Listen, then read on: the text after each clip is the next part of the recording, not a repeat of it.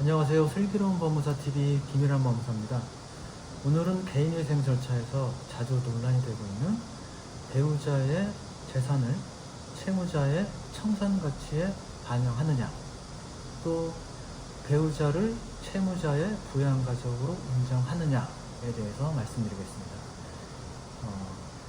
개인회생 절차는 단순히 서류를 제출하고 끝나는 절차가 아닙니다.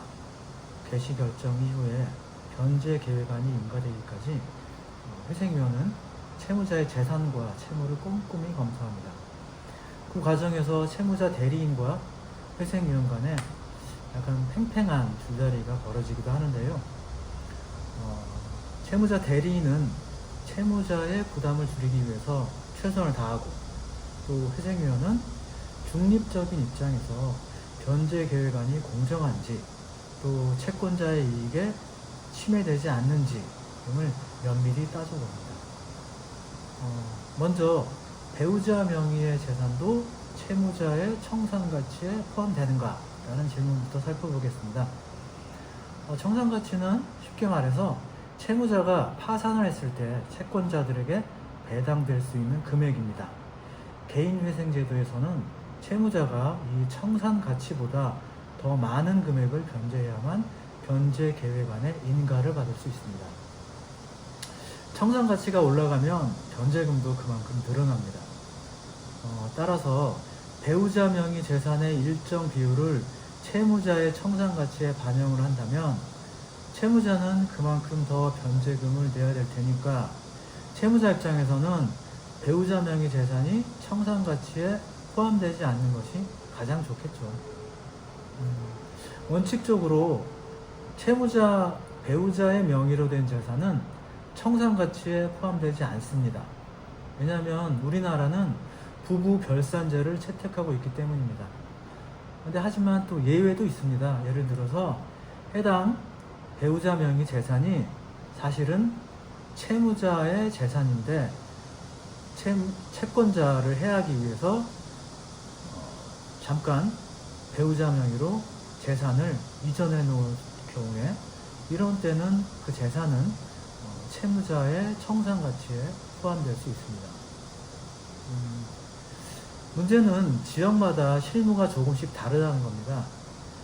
서울, 수원, 부산처럼 회생법원이 설치된 곳에서는 위와 같은 원칙, 즉 배우자 명의 재산을 청산가치에 넣지 않는다는 원칙이 비교적 잘 지켜집니다.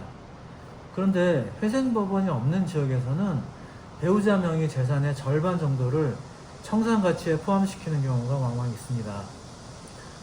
어느 법원에 개인회생을 신청하느냐에 따라서 배우자 명의의 재산이 채무자의 청산가치에 포함되느냐, 포함되지 않느냐가 결정된다는 것이 약간 좀 불합리해 보이긴 하지만 지역별로 실무 차이가 있는 것을 고려해서 적극적으로 대응해야 하는 게 좀 현실입니다.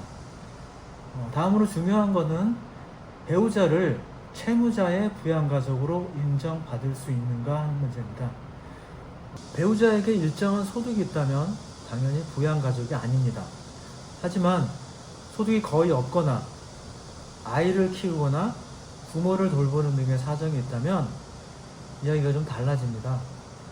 서울회생법원의 경우에는 경제활동이 가능한 연령대의 배우자라 하더라도 최근 1년간 소득이 전혀 없거나 근로소득만 있는 경우에 그 총 급여가 500만원 이하이거나 미성년 자녀나 장애인 등을 돌보고 있는 경우에는 그 배우자를 채무자의 부양가족으로 인정하는 기준을 두고 있습니다. 하지만 이 문제 역시 지역마다 다르게 적용하고 있습니다. 어느 법원에서는 소득 없는 전업주부라도 경제적 능력이 있는 연령대라는 이유로 부양가족에서 제외하기도 합니다. 개인회생 절차에서 배우자의 재산과 소득은 청산가치와 생계비를 결정짓는 중요한 요소입니다. 그만큼 전략적 판단이 필요하고, 또 회생위원회 자료 요청이나 논리에 적극적으로 잘 대응해야 합니다. 따라서 실무에 밝은 전문가의 도움이 필수적이라고 할 수 있습니다. 이러한 복잡한 요소들을 고려해서 채무자에게 가장 유리한 개인위생 전략을 세워야 하겠습니다. 감사합니다.